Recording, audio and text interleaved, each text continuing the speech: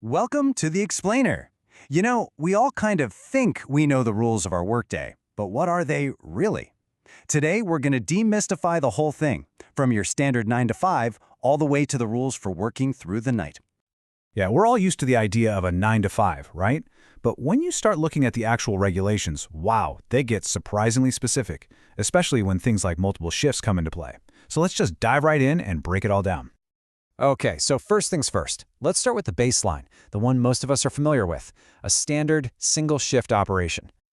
All right, so Monday to Friday, pretty straightforward. It's a 9-hour day. But here's the kicker, and this is important. That 9 hours includes your 1-hour break for lunch or rest. It's not 9 hours of work and then a break. It's all baked into that 9-hour window. But, it's on Saturday where things start to get, well, a lot more specific. A Saturday is officially a short working day, but just how short depends completely on what industry you're in. And this is where it gets really granular. Each trade has its own wages board, and they're the ones who set the exact hours. So for instance, if you're in textiles or security, you're looking at a 6-hour day. In the garment or engineering fields, it's a little longer, 6.5 hours. And for folks in rubber or tea export, it's a 7-hour day.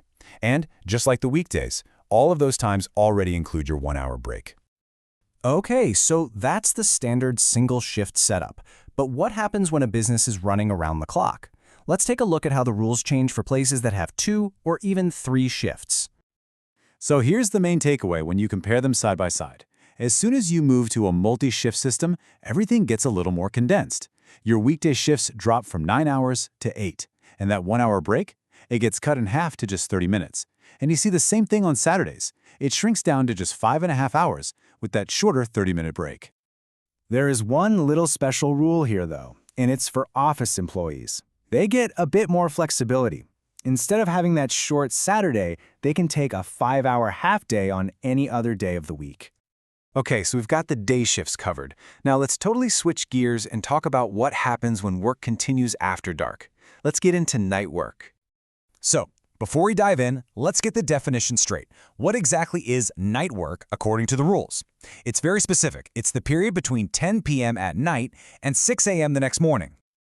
Now, for male workers, the rules are pretty simple. There aren't any specific restrictions mentioned for them working a night shift. But for female workers, it's a completely different story. There's a whole set of very specific conditions and protections that have to be met. So let's really break these rules down. And I want to be clear, these are not just guidelines or suggestions. These are mandatory conditions, and they're all about ensuring safety and fairness. Okay, so first things first. An employer can't just schedule a female employee for a night shift. Nope. They have to get her written consent. Then, they need to get prior approval from the Department of Labor, and on top of that, they have to make sure there's a matron or a female supervisor on site during the shift. The rules also recognize that, hey, working through the night is a big deal, and it's different than a regular day shift, and that recognition shows up where it counts, in the pay. Yeah, the rule is super clear on this. The pay for a night shift has to be 1.5 times the normal daily rate. It's basically a premium for working those less than ideal hours. And it's not just about the conditions during the shift. The rules also put limits on how often someone can work nights, and this is all about preventing burnout. So, here's the limit. A female worker can't be assigned more than 10 night workdays in any given month. This is a pretty clear way to make sure there's a cap on how much that schedule can be disrupted.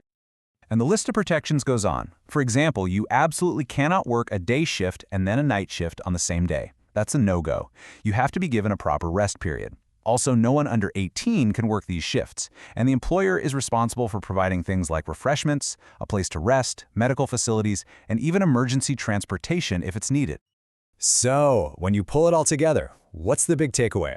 It's that our work hours aren't just some random thing. They are strictly defined, they change based on the type of shift, and there are very specific, very important rules, especially for night work, that put worker safety and well-being front and center. And all this leaves us with one big question for the future. I mean, these rules were designed for a 20th century idea of work.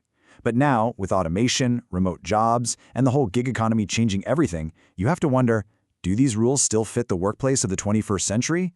It's something to think about.